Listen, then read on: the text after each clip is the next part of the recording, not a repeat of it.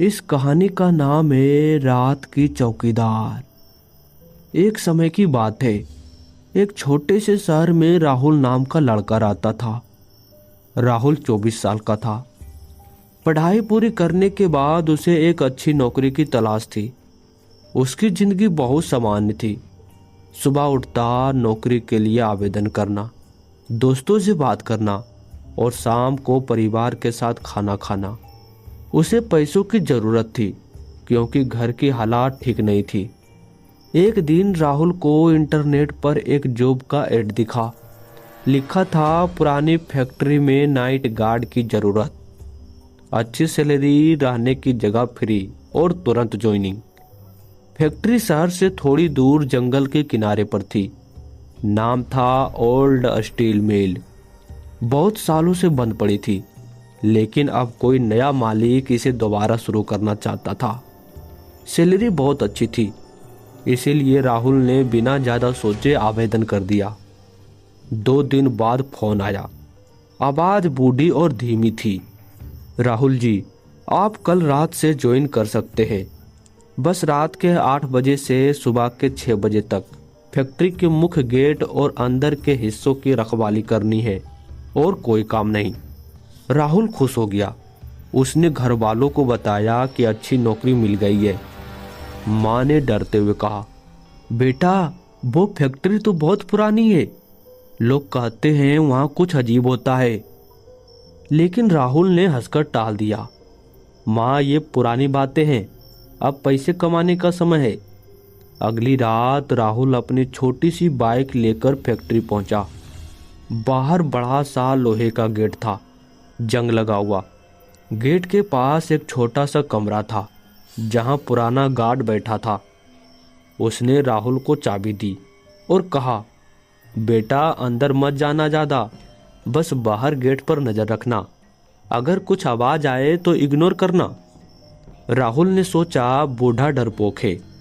पहले कुछ रातें बिल्कुल नॉर्मल बीती। राहुल कमरे में कुर्सी पर बैठता, फोन पर गाने सुनता, चाय पीता। फैक्ट्री के अंदर बड़ा सा हॉल था। पुरानी मशीनें जंग खाई हुई, दीवारें टूट रही थी। कभी कभी हवा से आवाज आती जैसे कोई धातु खटखटाती हो। राहुल को अच्छा लगता था। आसान काम, अच्छे पैसे। धीरे धीरे चीजें बदलने लगी। 5वीं रात को राहुल को लगा कि दूर कहीं कोई चलने की आवाज आई, जैसे जूतों की आवाज, लेकिन धीमी और भारी। उसने टॉर्च मारकर देखा तो कुछ नहीं। उसने सोचा शायद कोई जानवर होगा। 10वीं रात को कुछ अजीब हुआ। राहुल कमरे में सो रहा था कि अचानक दरवाजा अपने आप खुल गया। बाहर ठंडी हवा आई। उसने उठकर देखा तो कोई नहीं। उसने दरवाजा बंद किया और फिर सो गया। सुबह उठा तो उसकी कुर्सी दूसरी तरफ मोड़ी हुई थी। राहुल को अब थोड़ा डर लगने लगा, लेकिन उसने सोचा शायद नींद में खुद ही कुछ किया होगा। उसने दोस्तों को बताया तो उन्होंने मजाक उड़ाया, भाई पैसा कमा, डर मत। एक रात बारिश हो रही थी। राहुल अंदर के बड़े हॉल में घूमने गया क्योंकि बाहर बहुत तेज बारिश थी। हॉल में पुरानी मशीनों के बीच में एक बड़ा सा फर्नेस था, पुराना भट्ठा। वहां लाल रोशनी सी झलक रही थी, जैसे अंदर कोई आग जल रही हो। राहुल हैरान हुआ क्योंकि फैक्ट्री में बिजली भी नहीं थी। वो पास गया तो देखा भट्ठे के अंदर कुछ नहीं था, बस दीवार पर पुराना लाल पेंट था जो बारिश की नमी से चमक रहा था। उसने राहत की सांस ली, लेकिन उसी रात सबसे डरावनी बात हुई। आधी रात को राहुल को लगा कोई उसके कंधे पर हाथ रख रहा है। उसने पीछे मुड़कर देखा तो कोई नहीं। फिर उसने दूर मशीनों के बीच छाया देखी, जैसे कोई लंबा आदमी खड़ा हो। टॉर्च मारी तो कुछ नहीं, लेकिन आवाज आई, बहुत धीमी, फुसफुसाहट जैसी, यहाँ से चला जा, ये जगह हमारी है। राहुल का दिल जोर जोर से धड़कने लगा। वो भागकर अपने कमरे में आया और दरवाजा बंद कर लिया। पूरी रात वो जागता रहा। अगली रात राहुल ने फैसला किया कि आज वो अंदर ज़्यादा नहीं जाएगा। लेकिन रात के 2 बजे उसका फ़ोन बजा। स्क्रीन पर लिखा था अननोन नंबर। उसने उठाया तो दूसरी तरफ से वही बूढ़ी आवाज थी जो ज्वाइनिंग के समय फोन पर आई थी। राहुल, आज भट्टे के पास जाना, वहाँ एक बॉक्स है, उसे बाहर निकालना। राहुल डर गया। सर मैं नहीं जाऊंगा। दूसरी तरफ हंसी आई और फोन कट गया। राहुल अब समझ गया था कि कुछ बहुत गलत है।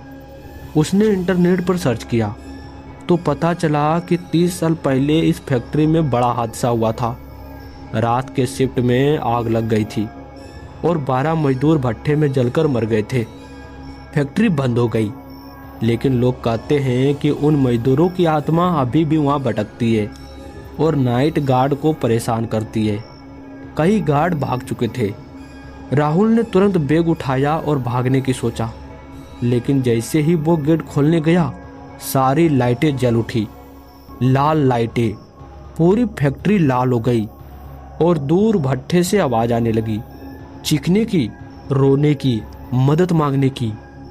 राहुल के कानों में वही फुसफुसाहट आई, तू भी यहीं रहेगा, अब हम तेरा हो जाएंगे।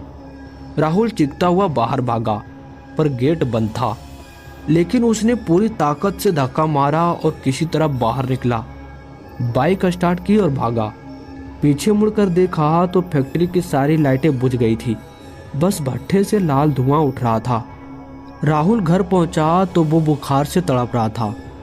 उसने कभी उस नौकरी के बारे में किसी को नहीं बताया।